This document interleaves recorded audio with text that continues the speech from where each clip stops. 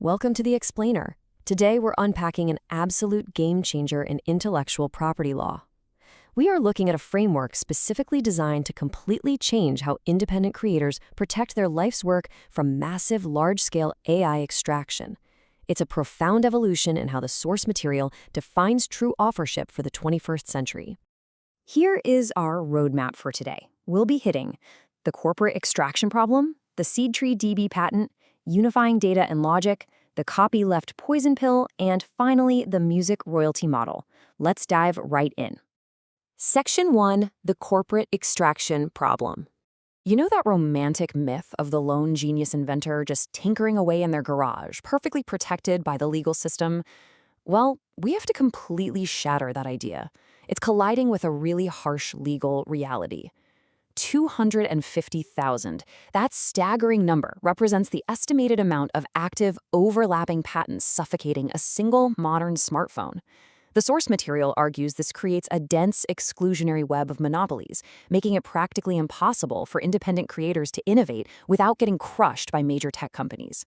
And this whole situation is made so much worse by a technological threat the source calls the AI wood chipper effect. Think about it.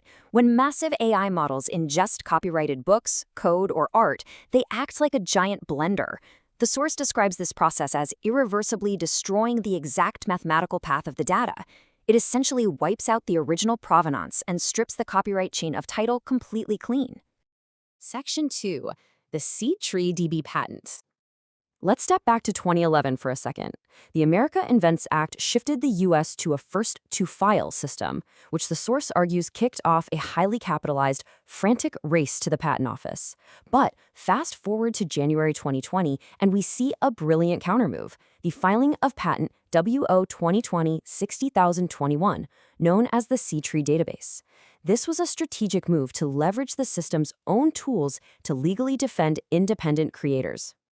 This is where things get really fascinating. The inventor didn't engineer this patent to be just another rigid commercial monopoly. Actually, scratch that. It's the exact opposite. They explicitly designed it as a protective shell. It legally anchors the technical architecture to actively shield the open source ecosystem from corporate lock-in. Section 3. Unifying data and logic. So how does this actually work under the hood? Well, the patent tackles the chaotic namespace collisions you usually see in traditional software. Under the old enterprise paradigm, you had your static databases, the nouns, completely separated from your computing logic, the verbs. But the seed tree DB model changes the game by natively unifying them. It puts data and logic right next to each other inside a JSON-like tree structure right within the application runtime. To maintain absolute order, it relies on strict last-in, first-out, or LIFO logic. Imagine a really efficient club bouncer who only needs to check the ID of the person at the very front of the line.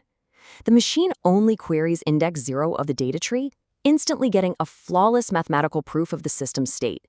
If the data's already there, this logical bouncer firmly rejects any conflicting inputs, which gives the whole system this incredible deterministic elegance. Section 4. The copyleft poison pill. Now we take that digital truth and apply legal tools to actively protect the creator out in the real world. This legal engineering leverages strict network boundaries to enforce licensing.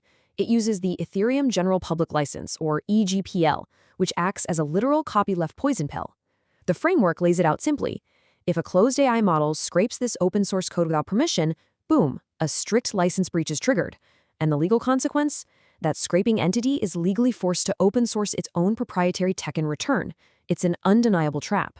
The EGPL essentially functions as a proactive defensive shield, custom-built to stop unauthorized commercial extraction dead in its tracks.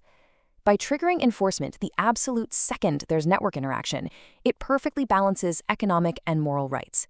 It aligns the incentives so developers can safely share their resources openly without fear of getting ripped off. Section 5, the music royalty model.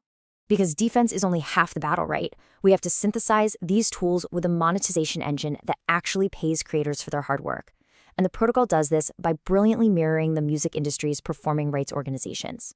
Think about it. When you listen to the radio, the song is completely free for you as a public listener. But those commercial radio stations, they pay into back-end pools that compensate the songwriters. The framework applies this exact logic to software.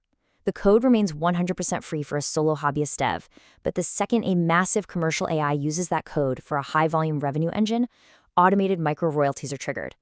All of this relies on a crucial concept called technical inalienability. By utilizing smart contract standards like ERC 6099, which basically allows software contracts to automatically capture a piece of the network transaction fees and route them to specific addresses, true authorship is fundamentally respected by the machine. We're cutting out the expensive legal middlemen entirely and anchoring that compensation directly into the architecture, right down at the silicon level. As the inventor plainly states, author opt-in for revenue, consumer zero cost. It is a clinical, brilliant realization. We are looking at a systemic digital sandbox engineered to naturally compound abundance, ensuring that while open source sharing is respected, human effort is mathematically undeniably rewarded. So think about how these mechanics fundamentally attempt to rewrite the future of the internet's creative economy. We're talking about shifting entirely away from relying on slow, state-granted legal authority and moving toward protocol-enforced royalties that actually work. Looking at all the tools we've unpacked today, from the seed tree DB to the EDPL, ask yourself, are we finally ready to step into a reality of true creator sovereignty? Thank you so much for joining me today, and as always, keep asking the hard questions.